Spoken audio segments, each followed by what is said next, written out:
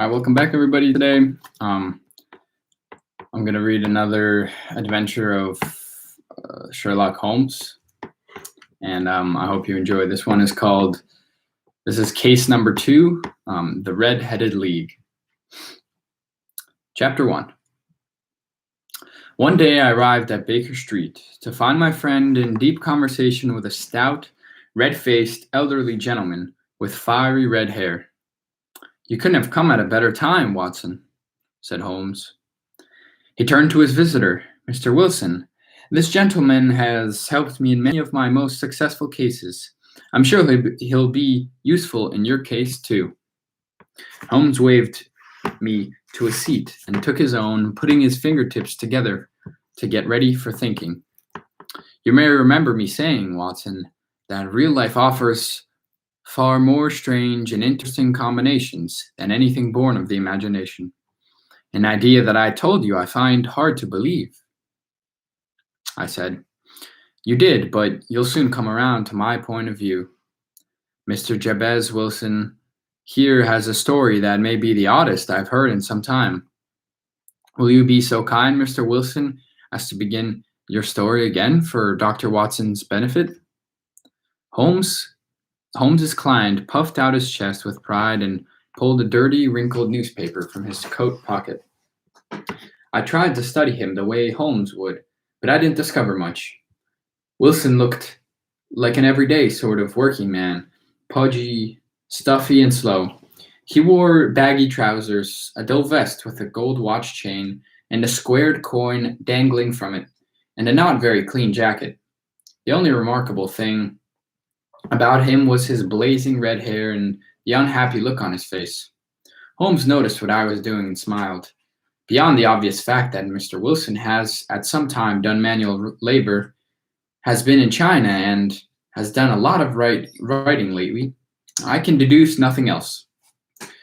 Wilson jolted upright and stared at his friend in astonishment. "How did you know that?" he asked. "It's true that I once did manual labor. I started as a ship's carpenter." Your right hand is a whole glove size, larger than your left," said Holmes. "You have worked with it, so its muscles are more developed."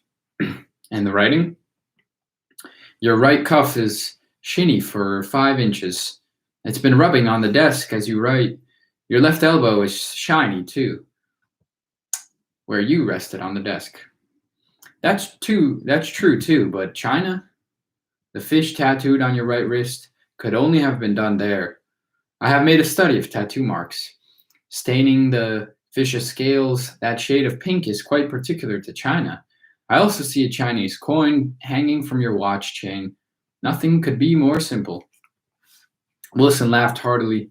"Oh," he said, "at first I thought that you'd done something clever, but now I see that there was nothing to it after all."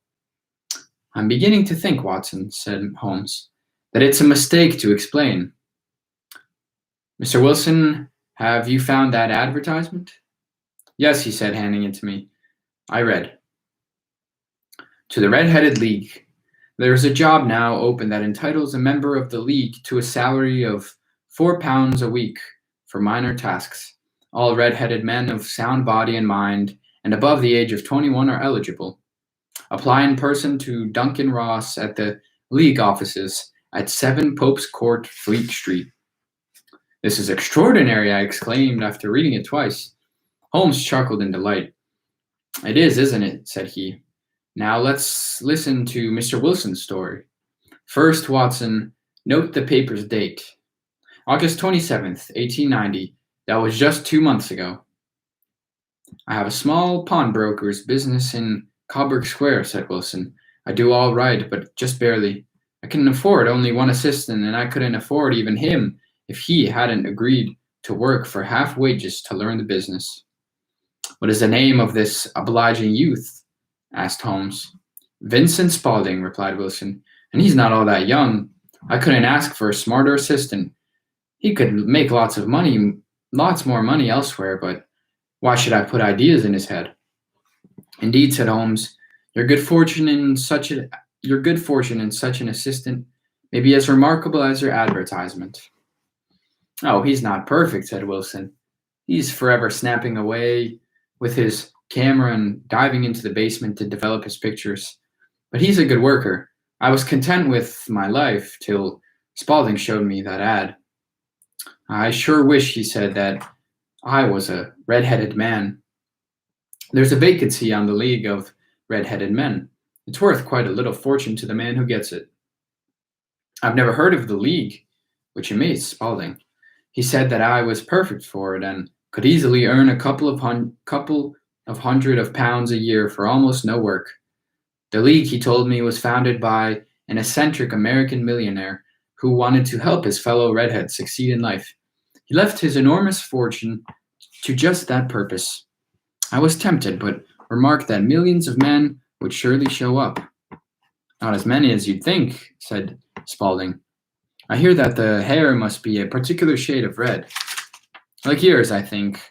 Why not at least give it a try and see what happens? So I did, and Spaulding went with me. Fleet Street was mobbed with men with every shade of red hair imaginable. I was about to give up in despair, but Spaulding wouldn't let me. He pushed and shoved us toward the front of the line where a man with bright red hair was seated on a table. This is Mr. Jabez, Wilson, said Spaulding, and he's interested in your vacancy. He's perfect for it, said the man, hopping from his chair to examine me more closely, almost rudely. Then he grabbed my hair and tugged till I cried out in pain. Sorry, he said, but I had to be sure it wasn't a wig or dyed. You wouldn't believe what some people will try. That man, Duncan Ross, sent everyone else away and gave me the job. I was very pleased, I can tell you. He laid down the rules. The hours were 10 to 2, which was fine. Most of a pawnbroker's work is done in the evenings, and Spaulding said he'd watch the shop for me. The pay was £4 a week, also fine. All I had to do was stay in the office for those hours. If I left for any reason, I'd be fired immediately. My job was to copy out the Encyclopedia Britannica, starting with Volume 1. I started the very next day. I've been working away at it all these 8 weeks. I'd almost finished the A's and then looked forward to starting the B's. Then suddenly, the whole business came to an end this morning. I arrived at work to find this note pinned to the door. He held up a piece of white cardboard on which the following message had been written. The Red-Headed League is dissolved. October 9th, 1890. I went to the landlord, Wilson continued, and asked where I might find my employer, Mr. Duncan Ross. But he never heard of Ross or the League. When I described Ross, he said, "Oh, that's Willie Morris, a lawyer. He was only using the space temporarily while his office was being redecorated. Here's his address." I hurried over there, but it was a factory, not legal offices, and no one there had ever heard of Ross, Morris, or anyone fitting his description. I hate to lose that extra cash, Mr. Holmes. Can you help me? I wouldn't miss this case for anything in the world, said Holmes. Please answer a few questions for me. How long had Spaulding worked for you when he showed you the ad? About a month. And how did you find him? He answered an advertisement I had put out. Was he the only applicant? No, there were dozens. Why did you pick him? Because he would work for cheap. What does he look like? Small, stout, no hair on his face, though he's at least 30 years old. He has a splash of white acid on his forehead. Holmes sat up in excitement. I thought so. Is he still working for you? Certainly, said Wilson. Thank you, said Holmes. That will do. Today is Saturday. We should have this settled before Monday. Wilson shook our hands and left. Chapter 2. A truly mysterious business, Holmes, said I. Usually, said Holmes, the more bizarre something seems to be, the less mysterious it really is. It's the commonplace crimes that are hardest to solve because there's nothing distinct to grab onto. Come, Watson, let's take a stroll. We took a walk by Colbert Square. There was Wilson's shop, a few other businesses, and a few small houses, nothing remarkable. Holmes looked up and down, taking in everything. In front of Wilson's shop, he paused and thumbed his cane on the sidewalk a few times, then knocked at the door. Out popped the fellow Wilson had described. "Pardon me," said Sherlock Holmes. "We're lost. How do we get to—" The young man gave us directions, and we were off. "Well," I said, "you seem very interested in Wilson's assistant. I guess you wanted to look at him." "Not him," said Holmes. "The knees of his trousers. I saw what I expected to see. Now let's see what's around the corner." The street behind Wilson's shop was far livelier than Coburg Square. Holmes observed every building in the steady stream of busy people. "There's a newspaper shop, a vegetarian restaurant, a large bank, and a cab station," he said. "I see now that Wilson's problem is not as small and amusing as I thought. It's quite serious. I must go see to some business. Can you help me tonight?" "Of course. When?" "Let's meet at Baker Street at 10. And Watson, get out your army pistol. Our lives may depend on it."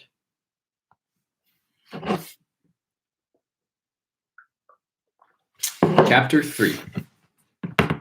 When I reached Baker Street that night, Holmes was not alone. Peter Jones, a police detective we know, was there. So was a man introduced to me as Mr. Merriweather. "Tonight," said Holmes, "Jones will arrest John Clay, murderer, thief, and master forger. For you, Mr. Merriweather, tonight is worth £30,000. Holmes led us back to the busy street we had visited that morning. Then Merriweather led us down a dark alley and through several doors and gates, unlocking all of them, then relocking them behind us. We ended up in a huge cellar filled with crates. "You're safe from above," said Sherlock Holmes, raising his lantern to check the ceiling. "From below, too," said Merriweather, striking his cane on the floor. "Dear me," he cried, "it sounds quite hollow." "Quiet," hissed Holmes. "You may have endangered our entire mission. Please go sit on that crate." He ordered each of us to a shadowy corner to sit in silence. He took the lantern in his large magnifying glass and got on his knees. He crawled about, examining the rough stone floor, especially the cracks between the stones. Then he sprang up, looking pleased. "We have at least an hour to wait. They can't start their work until our red-headed friend, Mr. Wilson, goes to bed. Then they will have to work fast in order to get what they're after. Then they have plenty of time to escape. I'm sure, Watson, that you've guessed where we are by now. In the basement of the bank we saw this afternoon, on the street around the corner from Mr. Wilson's shop. I had seen the bank, of course, but it hadn't meant anything to me at the time. Mr. Merriweather here," Holmes continued, waving towards our host, "is the director of this bank. He can tell you what our clever friends are after." "Our French gold," whispered the bank director. "We had to borrow 30,000 French gold Napoleons a few months ago, but never unpacked them. There are 2,000 of those golden coins in this crate I'm sitting on. There are many others like it, as you can see.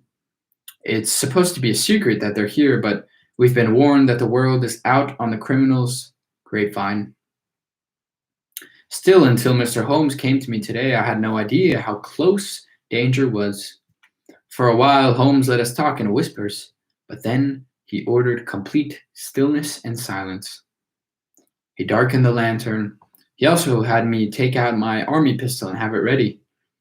He asked Jones, the police detective, if Wilson's front door, the criminal's only other way out, was being watched. It was. We sat and waited. The cold, dank air, mixed with the deep darkness and silence, was depressing. My nerves were jangled with excitement, though, making the hour and a half we waited seem far longer than it really was. I could feel my muscles growing cramped and stiff and was trying to stretch without making a sound.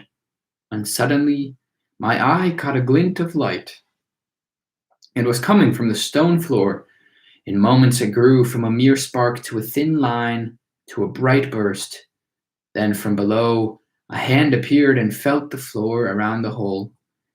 It disappeared, and there was a sudden grating noise, and a chunk of floor stone was turned over. Lantern light spilled into the basement's shadow as a head rose from it out of the hole in the floor. A clean-cut, boyish-looking face squinted into the shadows, but did not see us. It was the fellow Holmes had asked directions of on our walk earlier that day. He pulled himself up through the hole, then turned to whisper, "All clear, Archie." Up popped another head, one with a shock of bright red hair. "Let's get to work before—" Just then, Holmes came flying out from his hiding place. "Great Scott! Run for it, Archie!" yelled the first man as Holmes grabbed his collar. Jones made a grab for Archie, but all he got was a fistful of cloth as the would-be thief's shirt ripped apart in his hands. The man in Holmes's grip tried to pull out a gun, but Holmes was too fast for him. He slashed his cane down on the villain's hand, and the man's gun flew away. "It's no use, John Clay," Holmes told him mildly.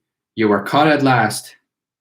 "So I see," said the other man, cool as could be. "But you've lost my friend." "No," said Holmes. "He'll be met at the door by 3 policemen." "Indeed," said John Clay. "You've done very well, sir." "So have you," said Holmes. "Your red-headed league idea was quite brilliant." Jones stepped forward and clapped handcuffs onto Clay's wrists. Clay glared and straightened his back indignantly. "I beg you not to touch me with your filthy hands," he told Jones.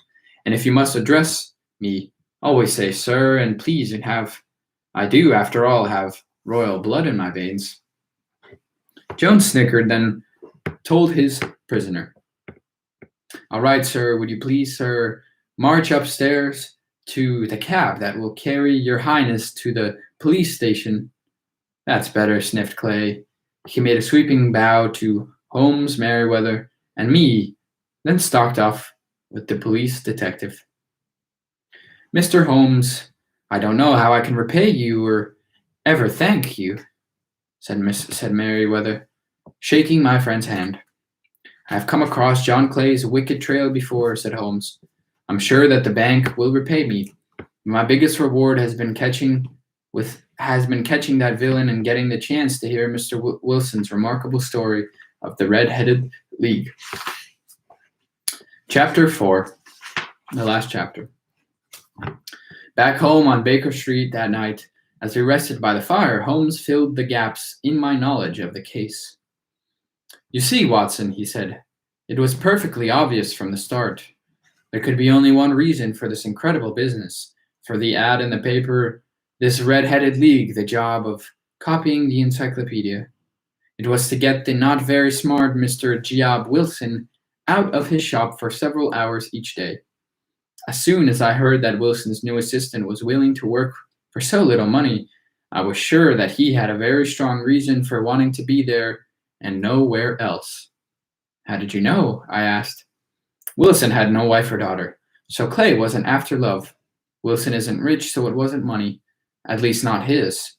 There were no rare, rich objects in Wilson's house or shop. Then Wilson mentioned his assistant's unusual devotion to photography, and always popping down to the basement. The basement!